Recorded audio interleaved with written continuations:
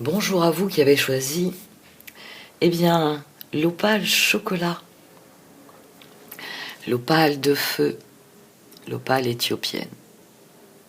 Quel que soit le nom qu'on lui donne, on a une pierre qui est tout simplement exceptionnelle. Elle a toujours le même problème. Je pense que vous voyez quand même les reflets verts, les reflets rouges. Mais c'est en plein soleil, s'il y avait du soleil, que l'on pourrait mieux en profiter.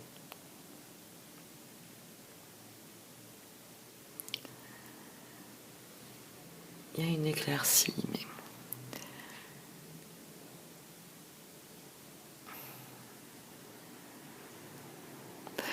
exceptionnelles les opales. L'opale de feu, qui donne clairvoyance et créativité. C'est vraiment, pour ce qui est de l'opale de feu, une pierre qui nourrit l'intuition, qui nourrit la perspicacité, qui permet vraiment d'adopter une vision éclairée.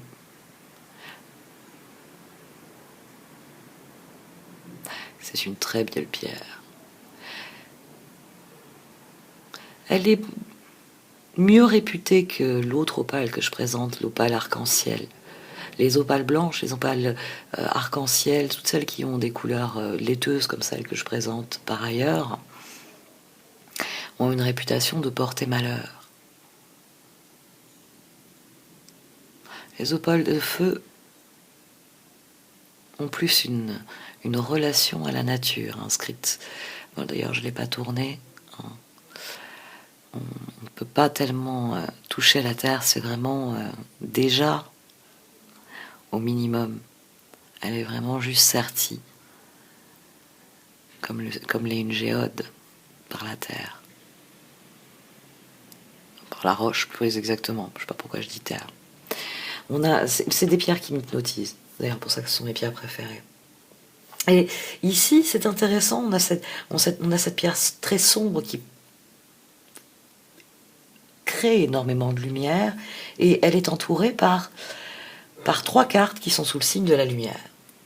La rêveuse éveillée, la reine de la lumière et gardienne des balances. La situation évolue. Avec la rêveuse éveillée, il y a des réponses qui arrivent. Et c'est sans doute ces réponses qui vont vous apporter l'illumination, l'éclaircissement, la réponse que vous attendiez. Mais le résultat sera équilibré, le résultat sera tempéré. C'est ça qui est intéressant avec ce tirage. On a vraiment un feu intérieur ici qui, correctement nourri, qui correctement canalisé, mène à des résultats. La reine de la lumière parle d'ailleurs aussi de persévérance. On va voir un peu ce qu'en disent les cartes du tarot.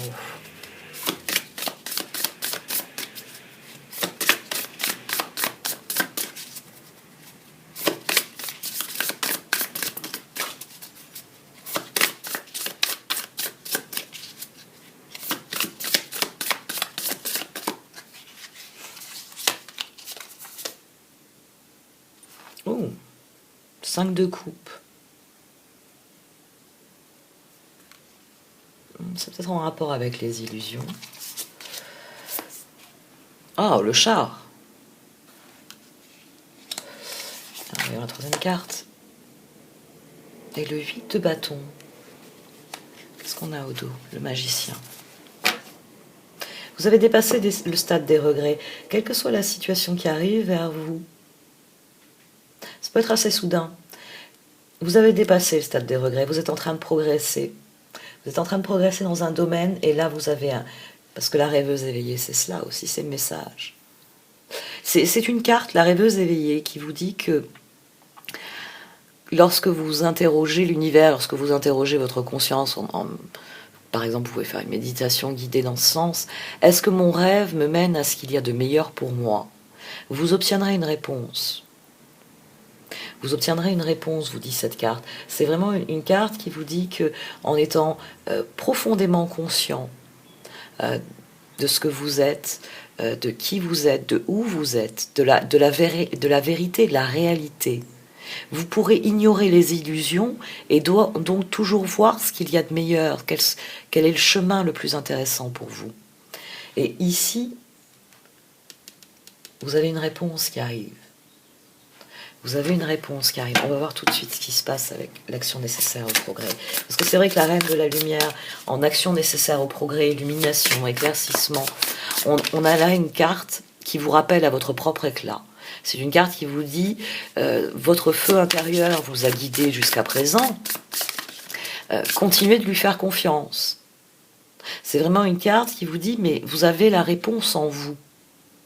Et ça devient intéressant avec ce 8 de bâton, parce qu'ici on a une carte qui interroge, qui dit, posez-vous la question, parce que vous aurez une réponse. Est-ce que mes rêves me mènent à ce qu'il y a de meilleur pour moi ? Et vous avez une carte immédiatement qui vous dit que, quoi qu'il arrive, la réponse, vous l'avez déjà en vous. Continuez, faites-vous confiance. La reine de la lumière a une dimension de résultat aussi. C'est une carte qui vous dit que votre persévérance, votre volonté, votre courage recevront toujours une récompense. Et là, elle vient nous parler de la gardienne des balances. Un peu. Qu'est-ce que nécessaire au progrès ?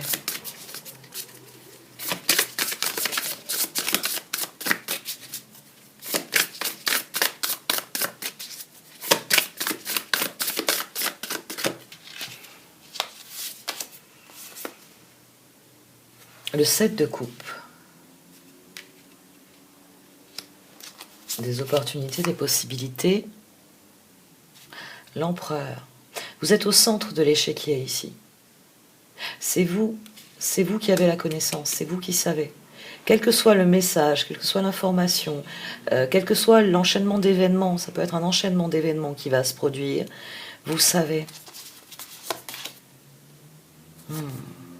7 de bâton. Vous savez, il va falloir y croire. Croire à ce que vous êtes, croire à ce que vous pensez. Quels que soient les événements ici. Le page de bâton au dos. Chevalier de coupe. Voilà, la troisième. Le 4 de bâton. Les événements peuvent s'enchaîner à toute allure ici. Avec ce 8 de bâton, on saute tout de suite dans l'action nécessaire au progrès. La situation évolue très vite, la situation de départ. Vous étiez déjà dans une progression, elle passe au niveau suivant. Ça s'accélère.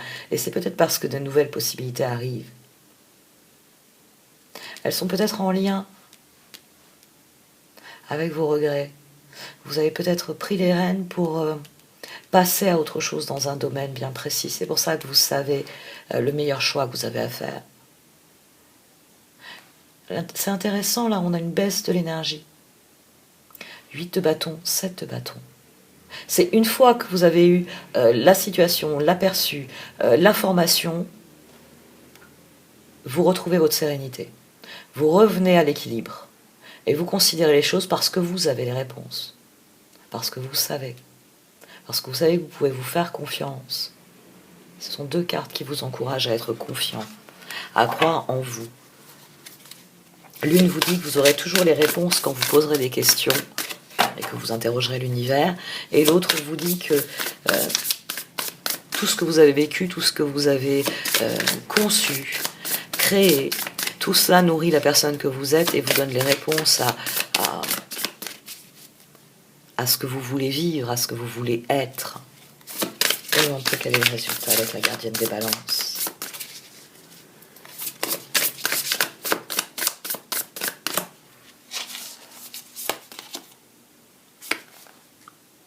Le chevalier d'épée, passage à l'action. L'as d'épée. Le pape. Le pape, tiens. Le 9 de coupe. La reine de bâton. Le 8 de coupe. Ça va être d'une grande satisfaction pour vous. Quelle que soit cette décision à prendre, elle va être satisfaisante pour vous. Et ce qui m'a frappé, c'est le pape. Et ici, vous avez le 5 de coupe. Il y a quelque chose qui est soigné. Il y a quelque chose qui est définitivement derrière vous ici. L'évolution finale, c'est cela. Quelle que soit la situation, ce que vous êtes en train de faire l'a fait progresser. plus vous serez serein, plus vous serez sûr de vous, plus vous serez confiant, et plus vous prendrez les meilleures décisions, celles qui réellement font progresser les choses, les font avancer. Et c'est là que vous avez le pape. Il y a une guérison, il y a un nouveau stade. On a un passage de l'énergie de l'empereur à celui du pape. Ici, on décide, on pense savoir, on espère avoir raison. Dans le pape, on sait qu'on a raison. On s'est engagé pour quelque chose de tellement plus grand que soi que cet absolu en lui-même crée une spirale ascendante qui fait que l'on sait.